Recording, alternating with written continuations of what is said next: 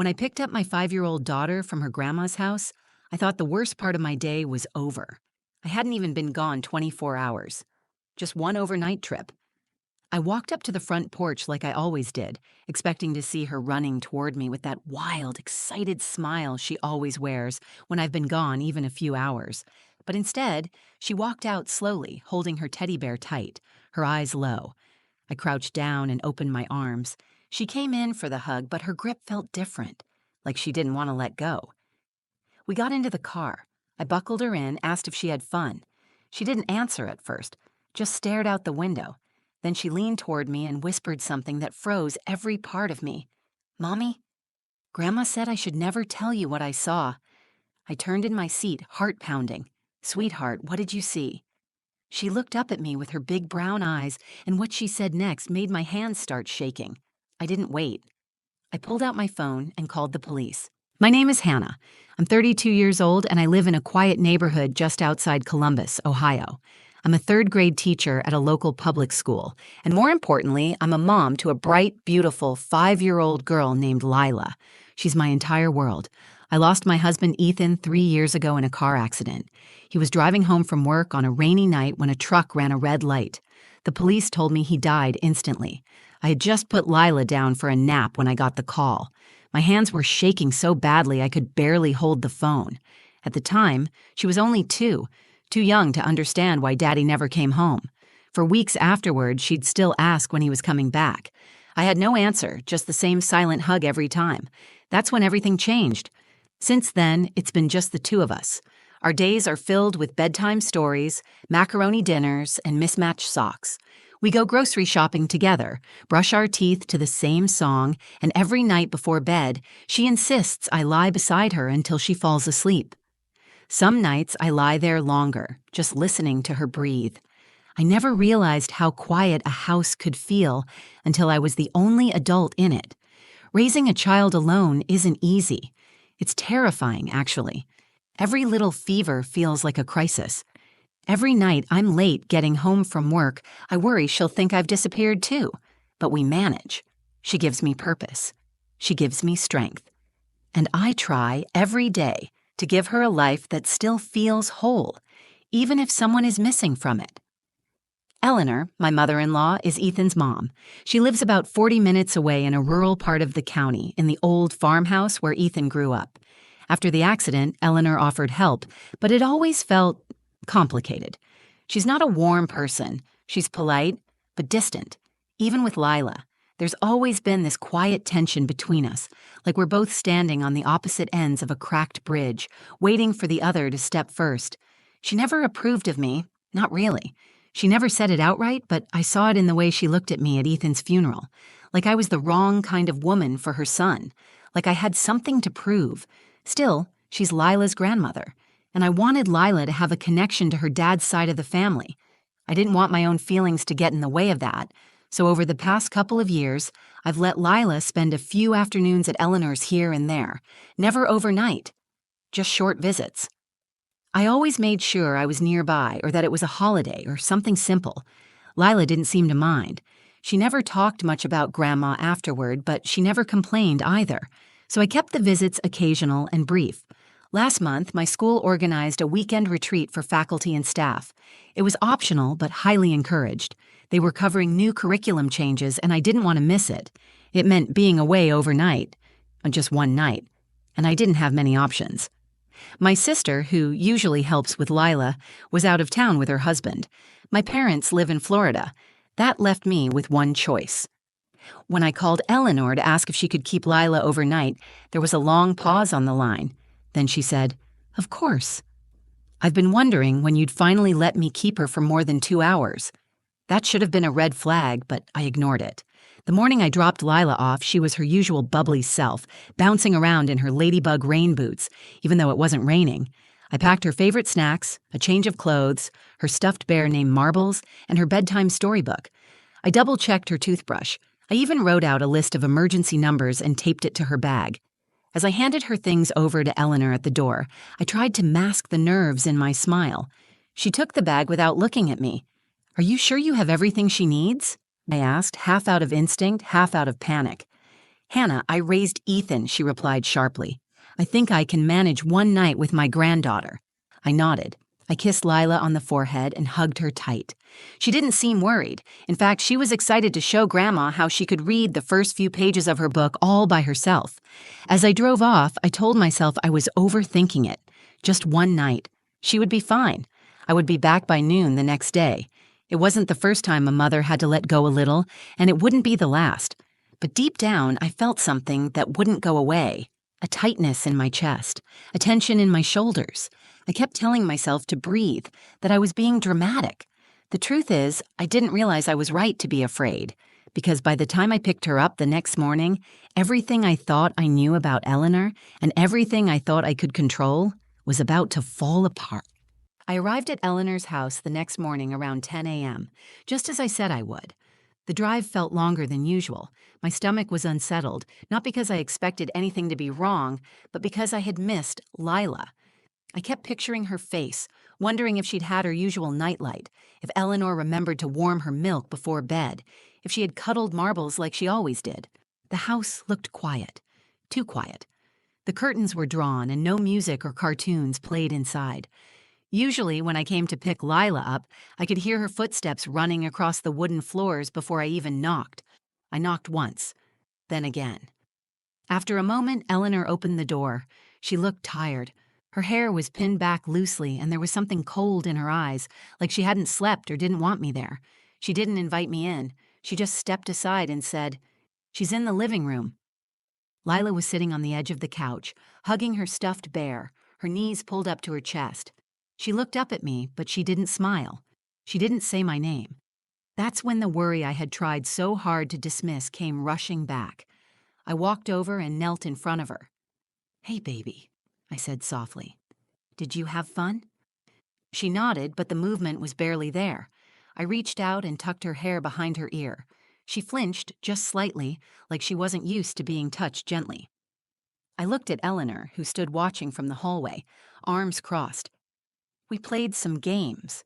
She stayed up a little late," Eleanor said flatly. "Probably just tired." I wanted to ask more, but I didn't. I just stood up and took Lila's bag, thanked her out of habit, and walked my daughter out to the car. Eleanor didn't follow us outside. Once we were in the car and I had buckled her in, I turned to face her. "Did Grandma take good care of you?" Lila looked out the window. Her voice was barely audible when she said, "Mommy." "Grandma said I should never tell you what I saw." Her words stopped everything. The sound of traffic faded. My pulse thudded in my ears. "What did you see, sweetheart?" She looked at me. Her face was pale and her eyes were wide, in that way kids get when they know they've touched something too big to understand. "There was a girl in the basement," she said. I froze. "What girl?" "She was in a room. Grandma said not to talk to her and that she wasn't real, but she looked real." I didn't speak. I couldn't. Lila kept going, her words spilling out in that hurried way kids talk when they're afraid they'll get in trouble for telling the truth. "She had a blanket, but no bed. She was crying. She said her arm hurt. Grandma told me not to look at her and made me promise not to tell you." My throat felt tight. I forced myself to stay calm for Lila's sake. "What did the girl look like?" "She was older than me, maybe like Olivia from school. Her hair was dirty. She was wearing pajamas, I think. She was scared, Mommy." I sat back in my seat. My fingers hovered over the ignition, then dropped to my lap. I stared at the steering wheel, my brain racing to catch up. Maybe it was a game. Maybe Eleanor had a doll or an old photo. Maybe Lila had misunderstood. But even as I tried to convince myself, I knew none of that made sense.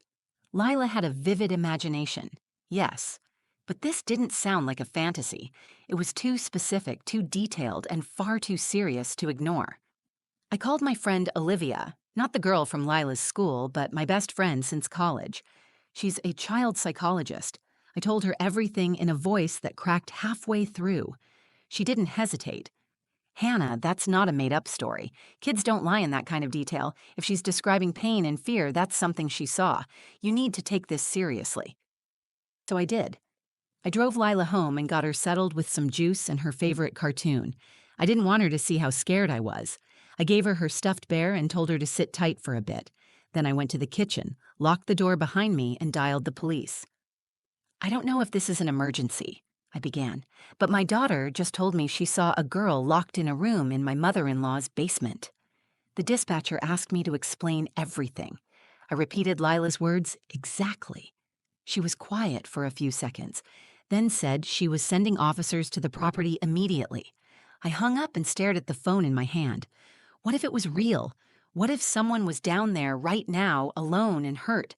What if my daughter had seen something no child should ever see, and I had almost missed it? That's when the fear turned into something else. Determination. The moment I hung up with the dispatcher, something shifted inside me. Fear was still there, yes, but it was buried beneath something stronger. I was done second-guessing myself. I was done wondering if Eleanor meant well or if I was overreacting. My daughter had come home scared, whispering about a crying girl in a locked basement, and that was enough for me. I stood by the window, phone still in hand, watching the road. I didn't know how long it would take for the officers to reach Eleanor's property. Her house was out past the county line, quiet and tucked between dense woods and long gravel roads. If something was happening there, if someone was hurt, I didn't want to waste another second. I grabbed my keys. Before leaving, I went back into the living room to check on Lila.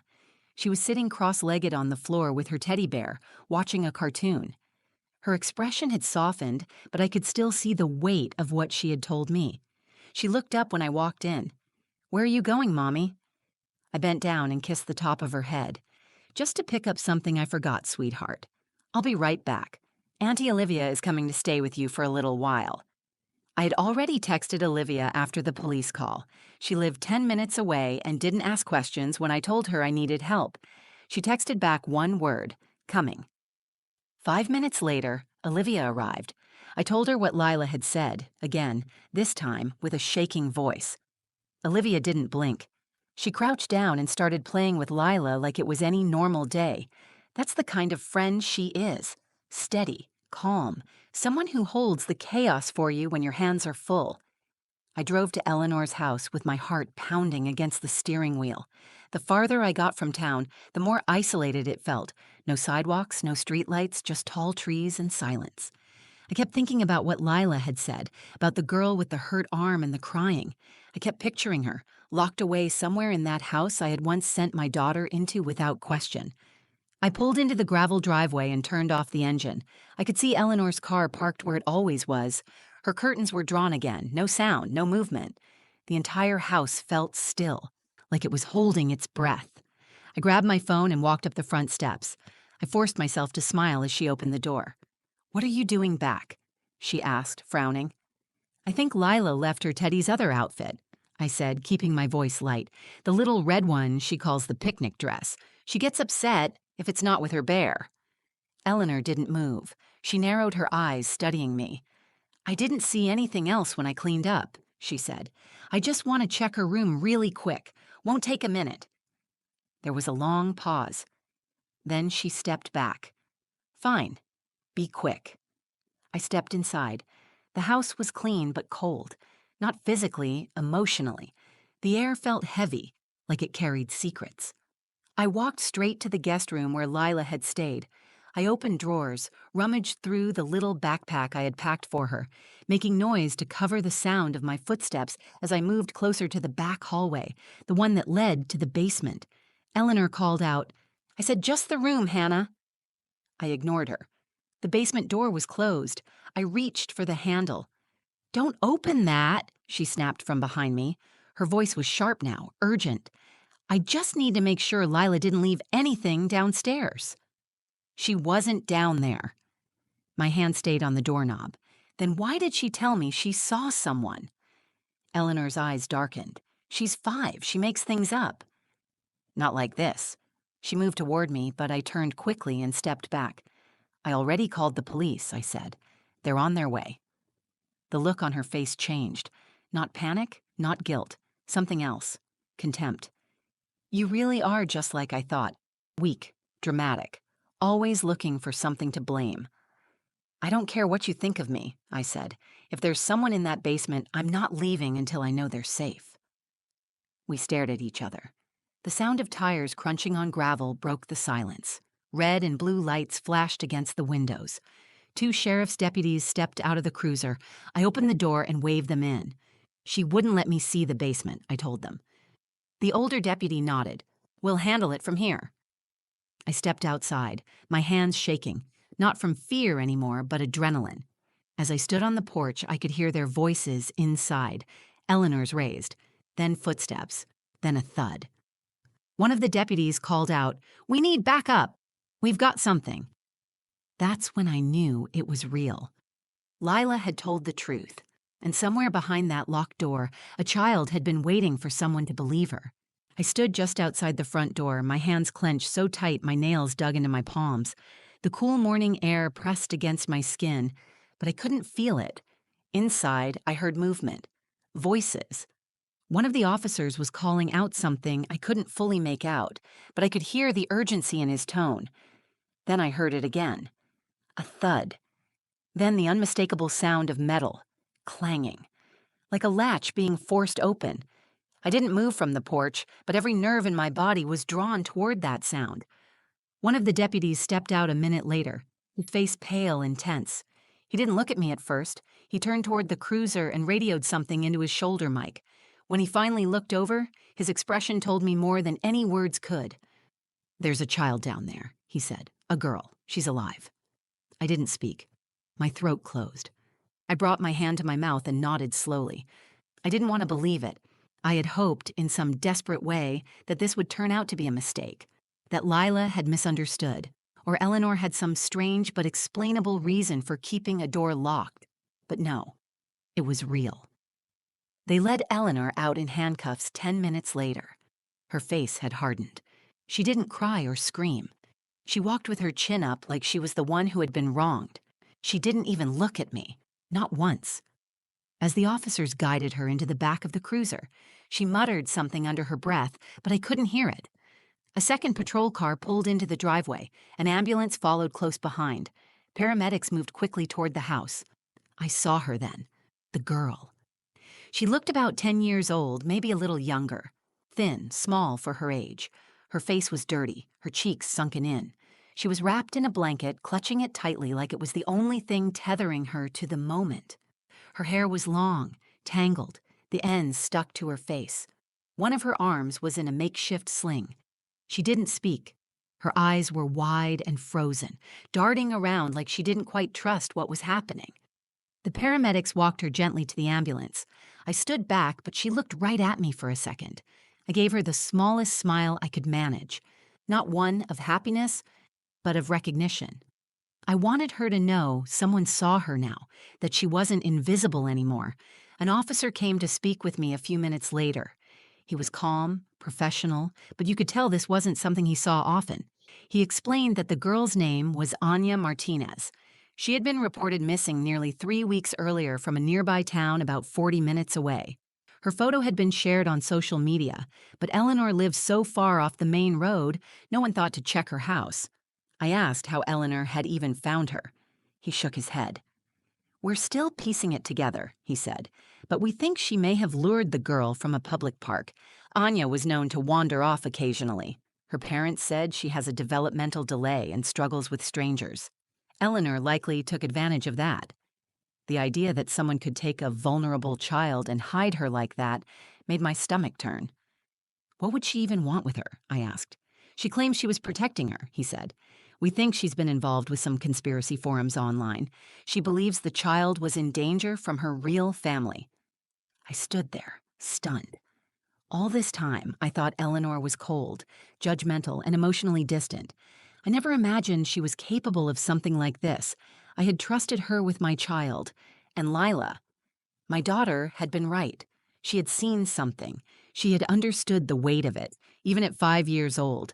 If she hadn't spoken up, if I had brushed it off as nonsense or childhood imagination, that little girl might still be down there.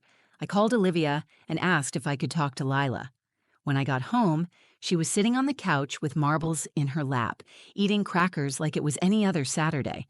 I sat next to her and pulled her into my arms. "I need to tell you something," I said gently. "The girl you saw in Grandma's house, the police found her. She's safe now." Lila blinked up at me. "She's not in the basement anymore?" "No, baby," I said. She's not. You helped her. You did a very brave thing telling me. She was quiet for a moment, then she leaned into me and whispered, I was scared to tell you. I know, I said, but you told me anyway. That's what being brave means? That night, after Lila fell asleep, I sat in her room and watched her chest rise and fall with each breath. I kept thinking about Anya, what she must have felt locked away in that dark room waiting for someone to find her, what it meant that the person who saved her was another child, my child. The truth had come from the smallest voice in the room, and it had saved a life. In the weeks that followed, the headlines ran wild. Child found in hidden basement room. Grandmother arrested in missing girl case. Our quiet community became the center of attention. Reporters knocked on my door. Parents from school sent messages. Some offered support. Others wanted details. I ignored most of it. The only thing that mattered to me was keeping Lila safe and giving her the space to heal. She didn't understand everything that had happened, not in the way adults do. But she knew something had been wrong. She knew she had seen something she wasn't supposed to. For a few nights, she woke up crying. Sometimes she'd ask me to leave the hallway light on, even with her nightlight glowing beside her bed. She didn't want to talk about Grandma. I didn't force her. Instead, I sat with her. I held her when she needed it. We read her favorite bedtime books, even when she already knew them by heart. I brought her to play dates, filled her world with comfort, and kept her close. At school, her teacher said she was quieter than usual, but still engaged, still curious, still smiling by the end of the first week. Olivia helped us both. She recommended a therapist who specialized in early childhood trauma. We went together. I didn't want Lila to feel like she was going through it alone. In one of the sessions, Lila said something I'll never forget. She didn't want me to tell, but I knew you would believe me. That was when the tears came. Not the panicked kind I cried in my car that day, or the silent kind I wiped away in the bathroom late at night. These were different. They came from a place of deep, quiet gratitude. I had spent so long worrying I wasn't enough, as a mother, as a protector. After Ethan died, I was constantly afraid that I was failing Lila, that I couldn't give her the security and love she needed. But in that moment, hearing her say she trusted me more than her fear, I realized I had done something right. Eleanor's arrest led to several charges, including kidnapping and unlawful confinement. She pleaded not guilty at first, insisting she had saved Anya, but the evidence was overwhelming. The girl had been locked away in a hidden room behind a false wall in the basement. There were no windows, only a mattress on the floor, a single lamp, and a padlock on the door. The sling on her arm was makeshift and untreated. She had been fed enough to stay alive, but barely. It wasn't a misunderstanding. It wasn't some misguided act of protection. It was a crime. Anya was reunited with her parents. I met them briefly during the investigation. Her mother hugged me so tightly I could barely breathe. She thanked me, over and over, but I didn't feel like the hero. I just listened to my daughter. That's all I did. I believed her, and that had made all the difference. The investigators said Eleanor had been active in online forums filled with conspiracy theories. She believed Anya was part of some larger plot and had convinced herself she was rescuing her from it. It was disturbing, sad, and terrifying all at once. I couldn't reconcile the woman I had known with the woman who had done this. But in the end, it didn't matter. What mattered was that Anya was safe, and Lila was home. I no longer speak to Eleanor. I won't let Lila near her again. There are some things you can't come back from, and while part of me aches for what could have been, a warm, loving grandmother who cared for her granddaughter with joy and kindness, I know now that pretending doesn't protect anyone. One night, a month after it all happened, Lila asked me a question as I tucked her into bed. "Mommy, am I a hero?" I smiled. "You're my hero." She nodded thoughtfully, then pulled marbles under the blanket and closed her eyes. That night, I stayed in her room longer than usual, not because she asked, but because I wanted to. I listened to her breathing, steady and soft. I thought about how easily this story could have ended differently. If she had stayed silent, if I had brushed off her words, if help had come too late. We think of heroes as strong, loud, brave people who rush into danger without blinking. Sometimes, heroes are small. Sometimes they whisper. Sometimes they clutch a teddy bear and say something that changes everything. I will never forget what Lila taught me, that listening to children is not just about keeping them safe, it's about showing them they matter, their voices matter, their truth matters. And when we listen, really listen, we give them the power to not just be heard, but to be believed. That's how we protect them. That's how we protect each other. If this story moved you, if it made you think, or reminded you how powerful a child's voice can be, I hope you'll take a moment to reflect on the people you trust and the ones you choose to listen to. Sometimes, the most important truths come from the quietest corners. If you found this video meaningful, please give it a like. Share it with someone who needs to be reminded that listening can save lives. And if you've ever had a moment where a child told you something you almost missed, I'd love to hear your story in the comments. Subscribe to the channel for more true stories like this one. Stories that matter. Stories that remind us how fragile and strong the human experience can be. Thanks for being here. Stay safe, stay kind, and always, always listen.